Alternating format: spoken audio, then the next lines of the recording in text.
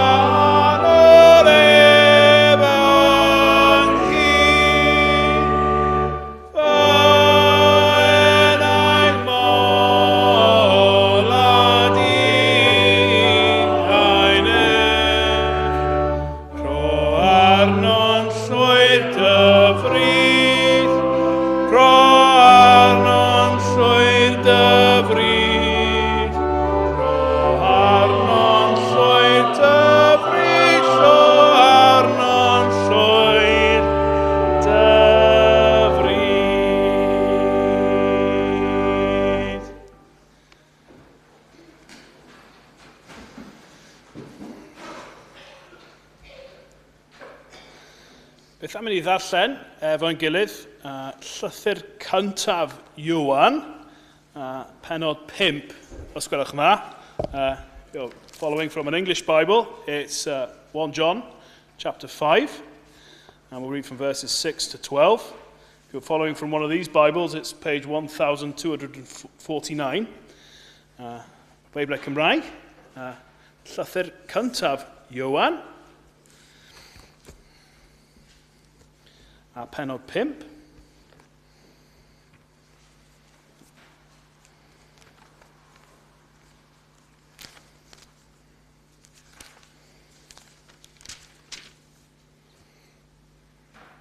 Dalen 266 yn y Beiblau Cymraeg. A na i ddarllen adnod 6 i 12. Mae gair sanctaidd Duw. Dyma'r un a ddaeth drwy ddŵr a gwaed, Iesu Grist. Nid trwy ddŵr yn unig, ond trwy'r dŵr a thrwy'r gwaed. Yr ysbryd yw'r tyst, a mae'r ysbryd yw'r gwirionedd, oherwydd y mae tri sy'n tystiolaethu. Yr ysbryd, y dŵr a'r gwaed, ac y mae'r tri yn gytun. Os ydym yn derbyn tystiolaeth pobl feidrol, y mae tystiolaeth Duw yn fwy. A hon yw tystiolaeth Duw, ei fod wedi tystio am ei fab. Mae gan y sawl sy'n credu y mab Duw y dystiolaeth ynddo'i hun. A mae'r sawl nad yw'n credu Duw yn ei wneud ef yn gelwyddog.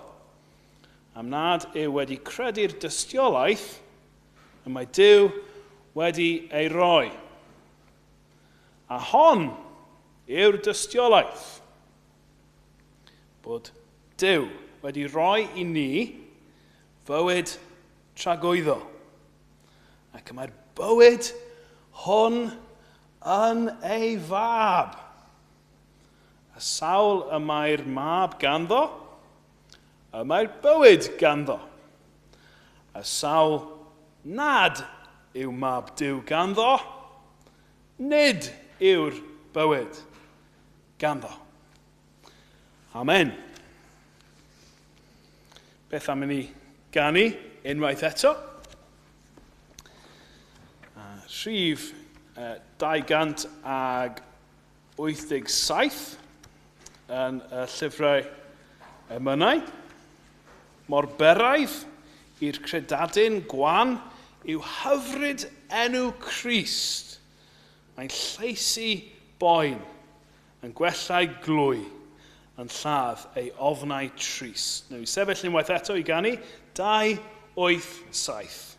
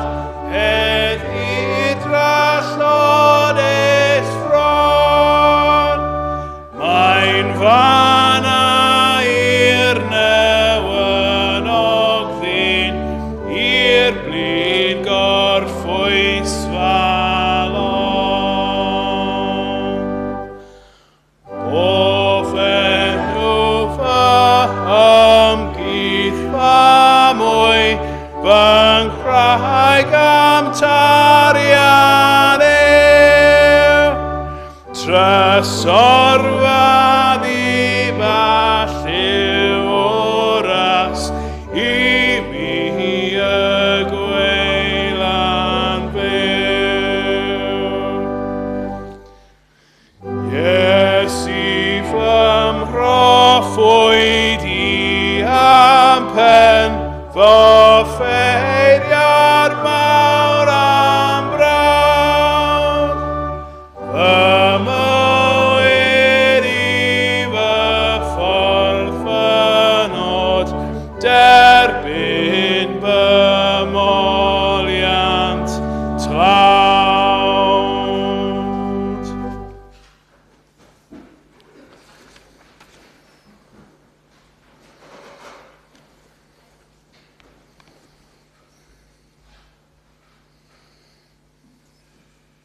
Beth am ni wyddio efo'n gilydd? O Dduw, bydd yn drigarog i ni, pechaduriaid. So God, be merciful to us sinners. A gwna ni i adnabod a chredu yn Iesu Grist. Cause us to know and trust in the Lord Jesus Christ. Achos dyn ni'n gweld, heb ei gyfiawnder ef, a heb ffydd yn y cyfiawnder yna, mae yna dim gobaith i ni. If his righteousness had not been, or if we had not faith in that righteousness, we would be utterly cast away. Ond arglwydd, ni wedi clywed dy fod yn dduw trigarog, bod ti wedi anfon dy fab, Iesu Grist, I fod yn waredwr i'r byd. Lord, we have heard that you are a merciful God and that you have ordained that your Son, Jesus Christ, should be the Saviour of the world. A dy fod ti yn caru roi I pechaduriaid mor dlawd ag ydy ni. A dyn ni wir yn bechaduriaid.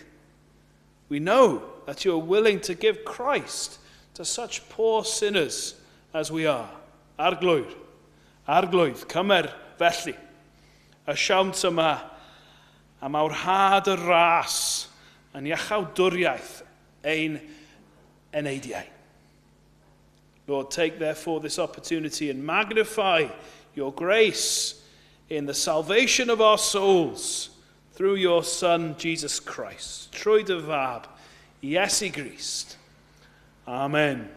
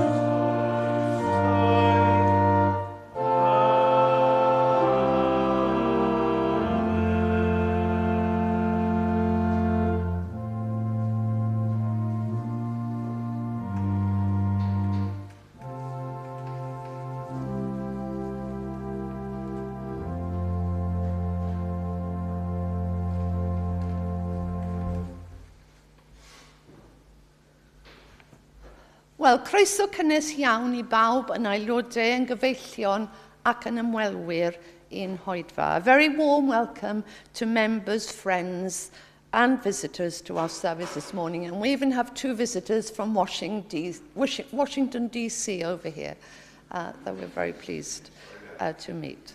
Croeso mawr hefyd I bawb sy'n ymuno ni ar YouTube. A mae'n bleser cael estyn croeso arbennig i'n pregethwr gwadd, sef y Parchedig Rhodri Brady, Aberystwyth, sy'n un o Gymru Llundain. I'd like to extend a special welcome to the Reverend Rhodri Brady, Aberystwyth, who's a London Welshman. A rwy'n siŵr fod nifer ohonoch chi'n nabod Rhodri a'i deulu, ond rhag ofn nad ydych chi dyma chydig bach o'i hanes e. Mae Rhodri'n fab i Eleri a Gary Brady, a mae dad Gary wedi bod yn weinidog yn Child's Hill Baptist Church ger Golders Green ers 1983. Felly fe fagwyd Rhodri a'i 4 brawd yn y Mants yn Child's Hill.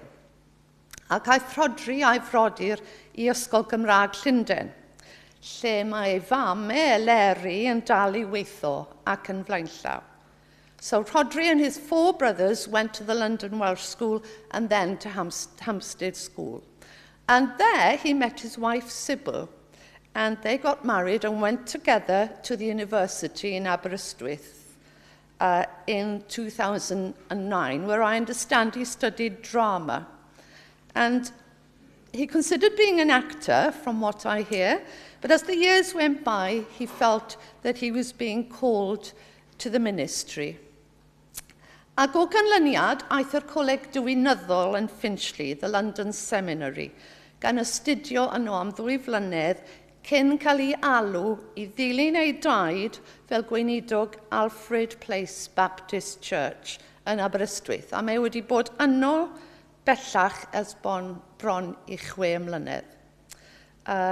Mae ganddo a Sybil 4 o feibion, Gwilym, Ezra, Maxen a Boaz. A dwi'n deall bod wirion wrth ei boddau yn dod i Llundain i ymweld â'i gransia a naini. A ni'n falch iawn hefyd i gael cwmni taid Rhodri, sef y parchedig Jeff Thomas yn y gynulleidfa heddi. Wel, Rhodri, diolch yn fawr i chi am eich arweiniad, a ni'n edrych mlaen i wrando ar eich neges i ni. A diolch yn hefyd i Manon am eich ryfraniad a chyfeiliant pwysig wrth yr organ. Our guest minister, Reverend Rhodri Brady, will also be leading the evening service at 6. Di Sul nesa, sef Sul y Blodau am 11, bydd e'n gweinidog yn arwen oedfa gymun, pryd mae'n golondid cyhoeddi a bydd 2 o'n ieuenctid ffyddlon, sef Ciran ac Angharad, yn cael ei derbyn yn aelodau. A dwi'n siŵr bydd nifer o'n ni'n dymuno bod yma i'w croesawu nhw. A Sul nesaf i ddilyn oedfa'r hwyr am 6 bydd Clwb Cyrru'r Capel yn cyfarfod. Fel arfer, ar ddydd Mercher bydd oedfa fer anffurfiol yn y neuadd Islaw am hanner dydd, gyda the a chyfle i sgwrsio i ddilyn. Next Saturday, April the 1st at 2 o'clock, we'll have the next meeting of our Cymdeithas Pnawn Sadwn, our Saturday afternoon society, with Dr. Gwenllian Williams giving a talk on John Dee, a mathematician, astronomer, astrologer, occultist and alchemist, and a Welshman. Now, details of 2 united service for Easter. Nos Iau Cablid, Maundy Thursday, April the 6th. At 7 o'clock, there's an united communion service with light refreshments to follow at the Crown Church of Scotland in Covent Garden. So that's Bloomsbury Chapel, the Crown Church of Scotland, and this church getting together for a united service.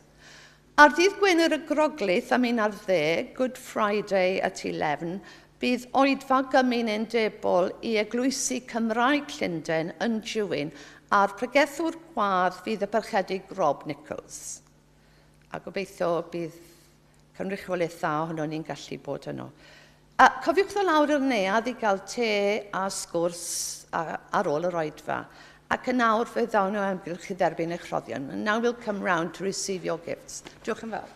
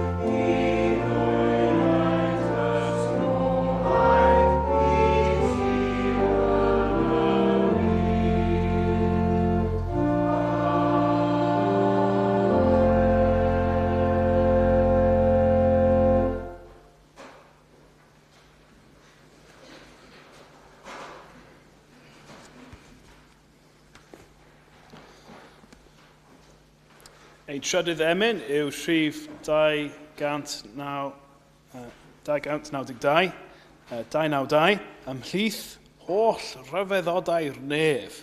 Hwn yw y mwyaf un. Gweld yr anfeidrol ddwyfol fod yn gwisgo natur dyn. Beth yn mynd i ganu am yr arglwydd Iesu Grist wrth sefyll i ganu 292.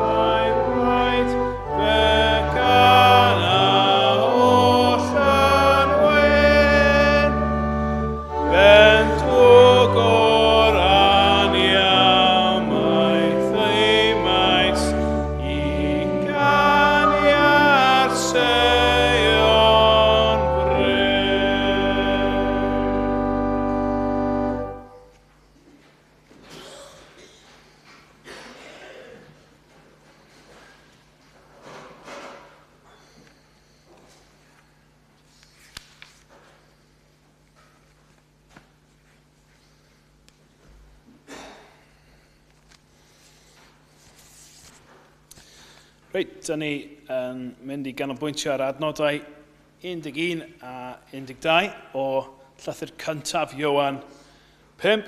Bore yma, beth o fi darllen i chi. Dyma'r cyfeithiad o Beibl.net. A dyma'r dystiolaeth mae Duw wedi rhoi bywyd tragwyddol i ni. Ac mae'r bywyd hwn i'w gael yn ei fab. Felly, os ydy'r mab gan rhywun, mae'r bywyd ganddo. Ond does dim bywyd gan y rai, dydy'r mab ddim ganddyn nhw. This is the testimony. God has given us eternal life, and this life is in his Son. Whoever has the Son has life. Whoever does not have the Son of God does not have life. Dych chi'n clywed fyna bod Ioan yn gweud pethau'n glir iawn. Chi efo'r mab, chi efo bywyd. Ond os chi ddim efo'r mab, chi ddim efo bywyd.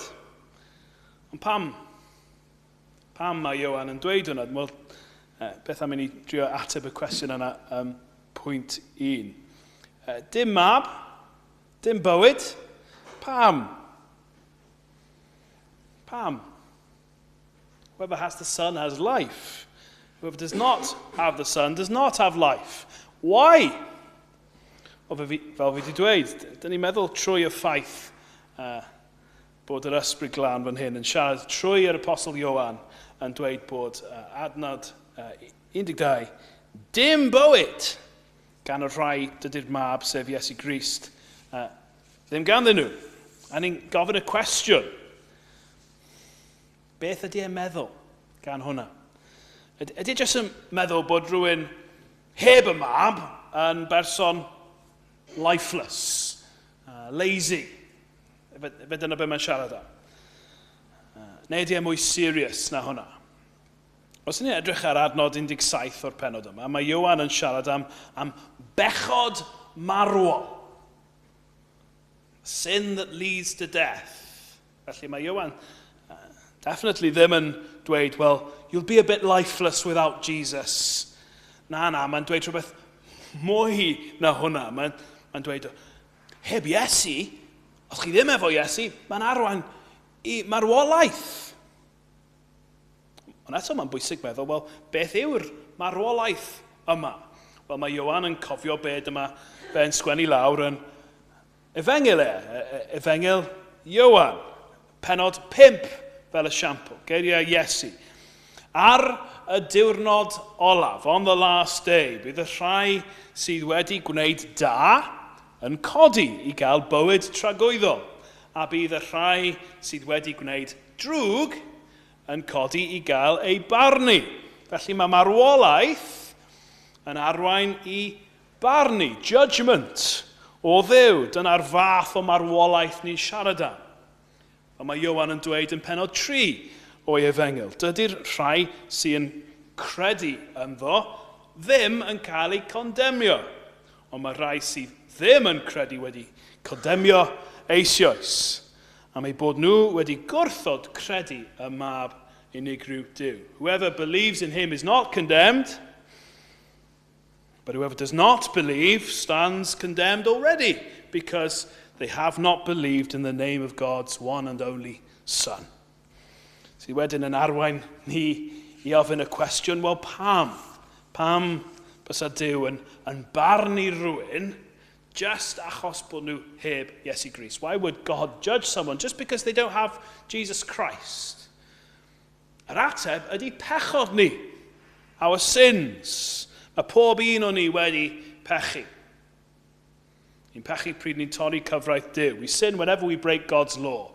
Chi'n cofio falle dysgu'r 10 gorchymyn yn ysgol. The 10 Commandments. Beth am i ni canolbwyntio dim ond ar rhif 10. Do not covet. Mae falle bod y rhai arall yn hawdd. Chi'n gallu gweld ar y tu allan os mae rhywun wedi gwrando'r gorchmynion cyntaf. Ond beth am yr un olaf? Do not covet. Dyna beth sy'n digwydd tu fewn. A mae hyd yn oed y gorchymyn yna. Mae Duw yn edrych ar calonna ni. God looks upon our hearts. So even if we've coveted, we have broken God's law. Gwrandewch i be mae Ioan yn dweud yn penod 1. Os ydyn ni'n honni ein bod ni heb bechod, dyn ni'n twyllo'n hunain, a dydy'r gwir ddim yn ni. If we claim to be without sin, we deceive ourselves, and the truth is not in us. Felly, i ateb y cwestiwn, dyn ni'n gofyn am pwynt 1. Dim mab, dim bywyd. Pam? Wel, yr ateb yw achos bod ni wedi pechu. Mae pechaduriaid yn heiddi cosb. Uffern. A heb Iesu, dyn ni just yn bechaduriaid. Does dim gobaith i ni ben ein hun, heb help. Mae plant ni o hyd yn clywed stori cantre'r gwaelod yn ysgol. Chi'n gwybod y stori falle. Yn bai Ceredigion. Perhaps you know this story. Cantre'r gwaelod. Like all good Welsh stories, it's a tragedy. Storm yn chwythu o'r de orllewin ac yn gyrru'r llanw mawr yn erbyn y waliau. The big sea comes against the sea walls. Seithenyn. Mae fod yn gwylio, ond mae wedi bod yn yfed gormod. Mae mewn parti ymhlas y brenin, a mae'n cwmpo i gysgu. He falls asleep. Mae ddim yn sylwi ar y storm, fel bod e'n gallu cael giatiau. He doesn't close the gates. A rhythrodd y môr i mewn i orlifo tir y cantref. A mae popeth a pawb yn boddi. Stori mor trist. Everyone drowns. Mae'n stori mor tragic achos bod yr ateb mor syml. Mae'r giatiau ar agor.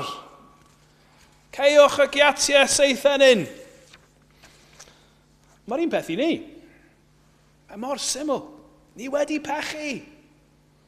A dyna pam mae disaster yn dod. Heb help. Hwna oedd pwynt 1. Dim mab, dim bywyd. Pam? Mae'r ateb yw ein pechod. Ond, mae Ioan ddim jyst yn siarad am y posibilrwydd o ddim cael bywyd, y posibilrwydd o gadael ein pechodau heb help, mae Ioan hefyd yn siarad am beth sy'n digwydd os ydy'r mab gan rhywun. We have the bad news before we have the good news.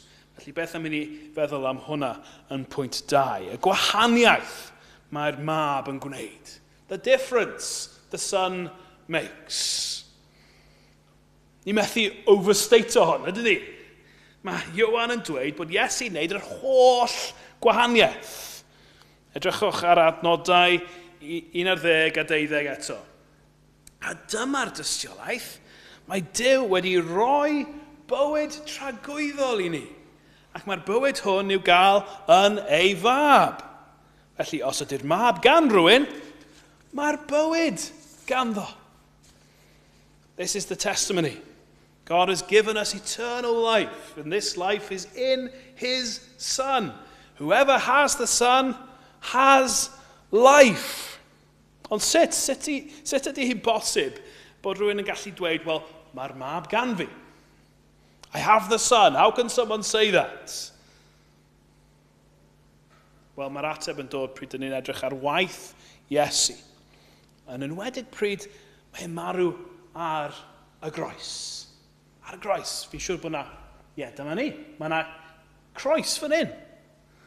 Pam ydyn ni yn rhoi crosses bob man? Wel, achos pa mor bwysig yw gwaith Iesu ar y groes. Pryd oedd Iesu wedi marw ar y groes, oedd Duw y Tad wedi trin fel rhywun oedd heb bywyd. He was treated as one who didn't deserve to have life. Ac oedd wir wedi colli bywyd. Dim just corffa oedd wedi marw, ond ar y groes, oedd Iesu trwy uffern, gor iawn. Jesus went through hell on the cross. A dyna'r pwynt. Aeth Iesu trwy uffern ar y groes i roi siawns i ni gael ysgoi uffern.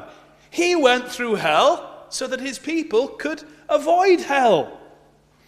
A'r gwahoddiad i ni, i gyd yn cael, yw i ddod i Iesu. Fel bod Iesu'n gallu rhoi bywyd i ni. Come to Jesus so that you can have life. But the only way that's possible is if he loses his life. Fe wedi colli bywyd fel bod ni'n gallu cael bywyd. Mae Duw y Tad yn cynnig cosbi Iesu yn lle ni. He punishes Jesus instead of us. Ioan 2:2. Fe ydy'r aberth. Wnaeth iawn am ein pechodau ni. He is the atoning sacrifice for our sins. For our sins. Neu penod 4 ac adnod 10. Dyma beth ydy cariad. Dim y ffaith bod ni'n caru Duw, ond y ffaith ei fod wedi'n caru ni.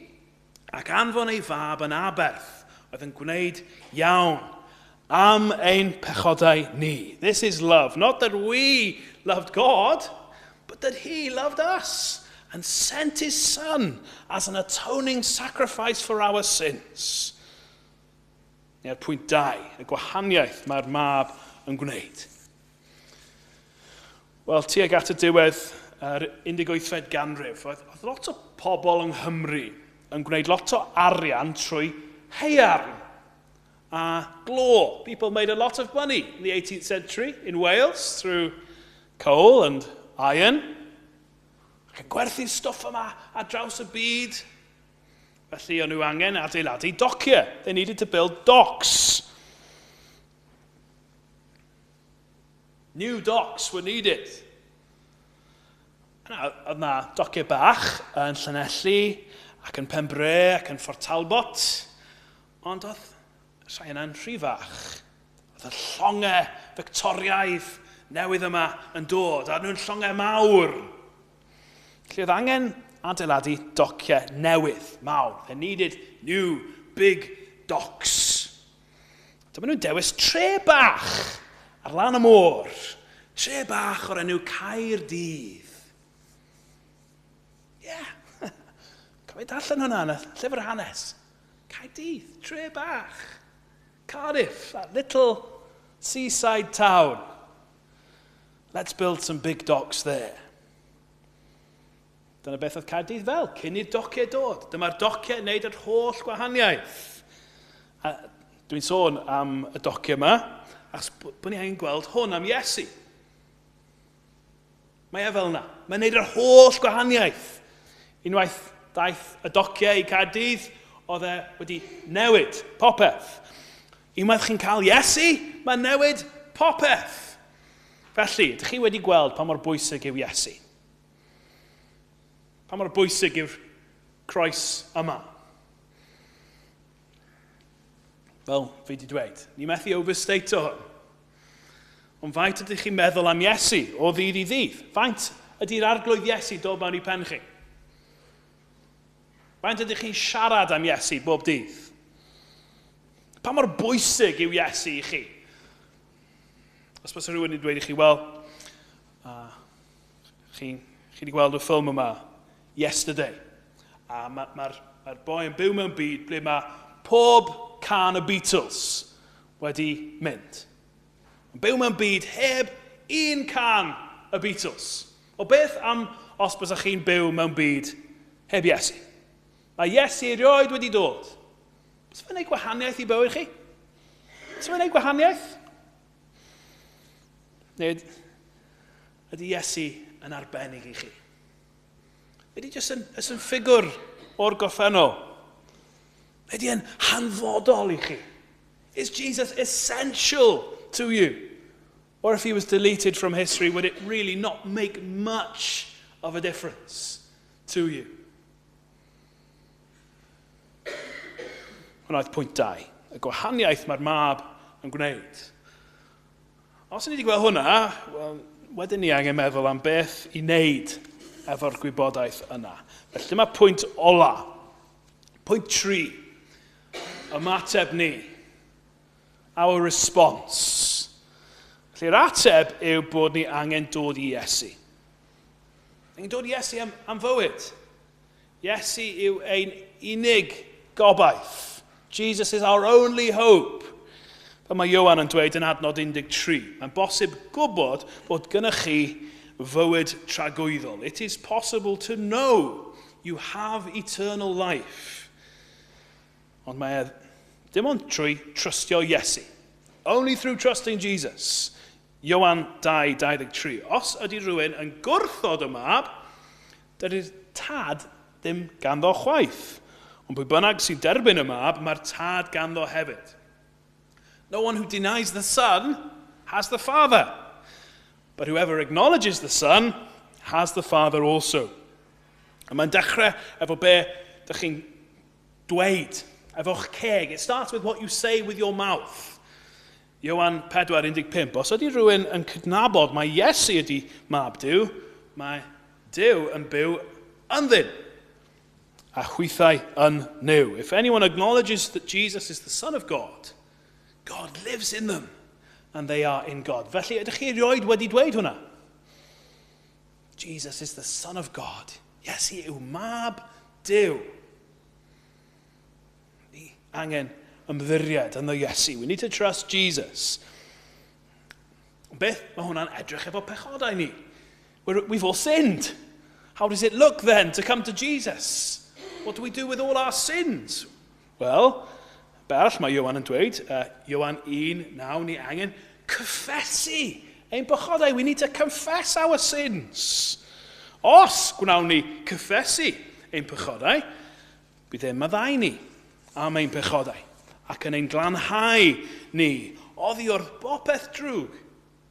if we can, this is what John says, if we confess our sins, he is faithful and just to forgive us our sins and to purify us from all unrighteousness.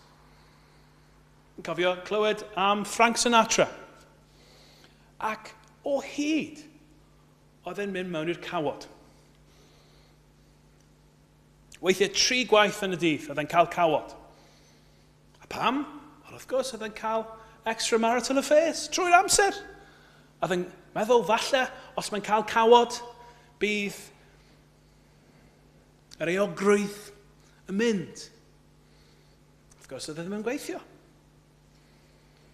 Ni angen rhywbeth mwy na cawod. We need something more than a shower.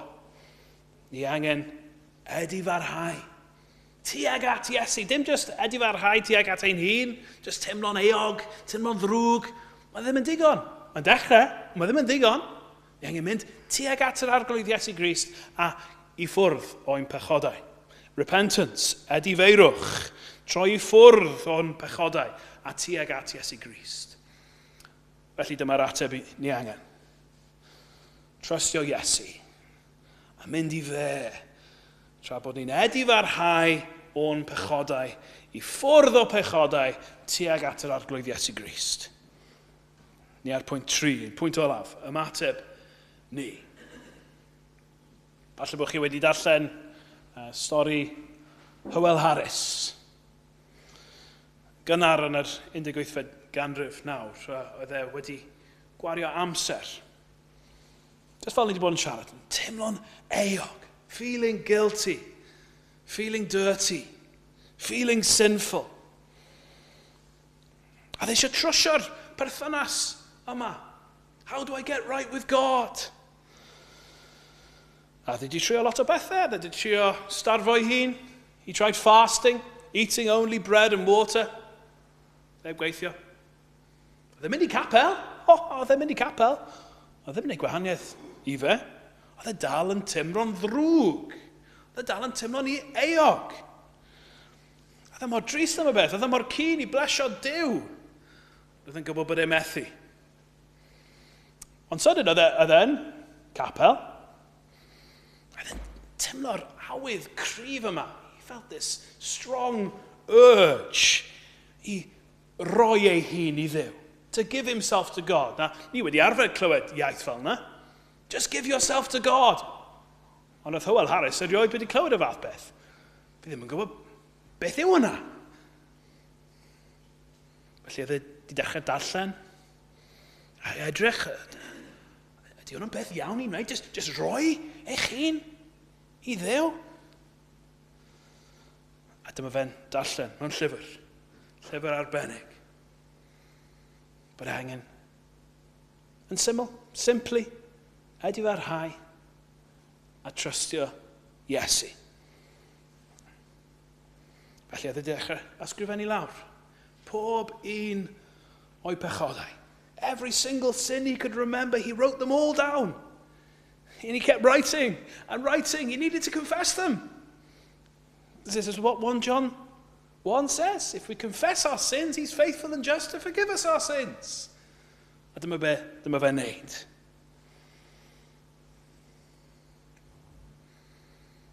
Ac yn hwyrach ar y dydd Sul yna, tra bod e'n clywed am marwolaeth Iesu ar y groes, oedd Hywel wedi derbyn nerth i credu yn y gwaed. He believed in the blood.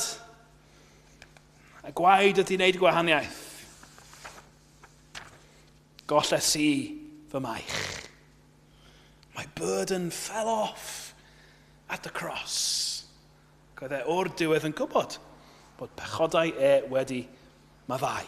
Oedd e am y tro cyntaf yn teimlo'n lan. He felt clean for the first time. Chi wedi mynd trwy profiad fel yna? Chi wedi gweld bod chi wedi bechu yn erbyn Duw? Ni ddim yn offi siarad am y peth. Offi siarad am pethau arall. Ond just fel rhywun sydd efo cancer. Ddim yn offi siarad am cancer. Maen nhw angen siarad am e. Os maen nhw'n sal, wel ni angen siarad am pechod ni. We've sinned against God. Chi wedi gweld hwnna? Chi wedi gweld bod chi yn heiddi digofaint Duw? His wrath is against us. on our own, ond hefyd yn newyddion da. Ydych chi wedi gweld bod Iesu wedi marw dros pechadurion? Christ died for sinners. Felly ni angen trystio Iesu. Ydy farhau o'n pechodau. Repent of your sins and trust in the Lord Jesus Christ. Na gai efo gaddawyd arbennig iawn o'r arglwydd Iesu. Dyma be mae Iesu'n dweud, byddai byth yn gyrru i ffwrdd unrhyw un sy'n dod ata hi. I will never drive away anyone who comes to me. Whatever you've done, whoever you are, be bynnag chi di wneud, pwy bynnag yw chi. Whoever comes to me, I will never drive away. Byddai byth yn gyrru i ffwrdd unrhyw un sy'n dod ata hi. Felly, dewch i Iesu. Amen.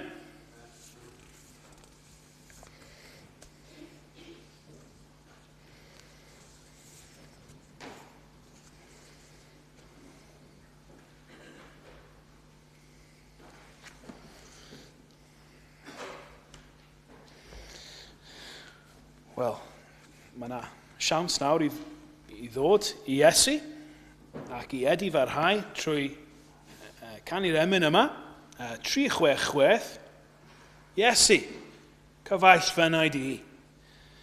Gad i'n ffoedd fy nwesgrif, tra bod tonau'n codi'n llu, a'r y storm yn rhwygo'r nef, cudd fi, geidwad, ond i ddaw terfyn, y tymhesloedd maith, dwg fi'n iach i'r hafan draw, derbyn fi ar ben y daith. Falle bod chi wedi canu'r emyn yma lot o weithiau, ond falle bore yma, canu go iawn am y tro cyntaf. Wir, gwneud hwn yn gweddi. Make this your prayer. Nawr ni sefyll i ganu 366. We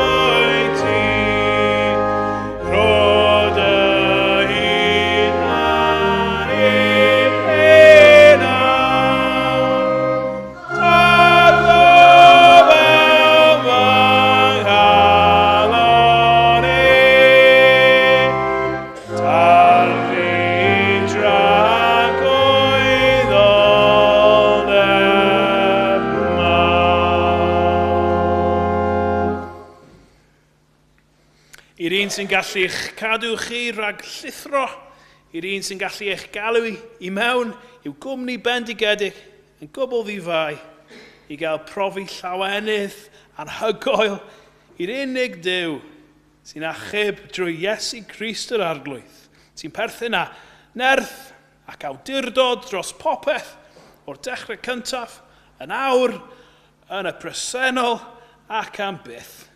Amen.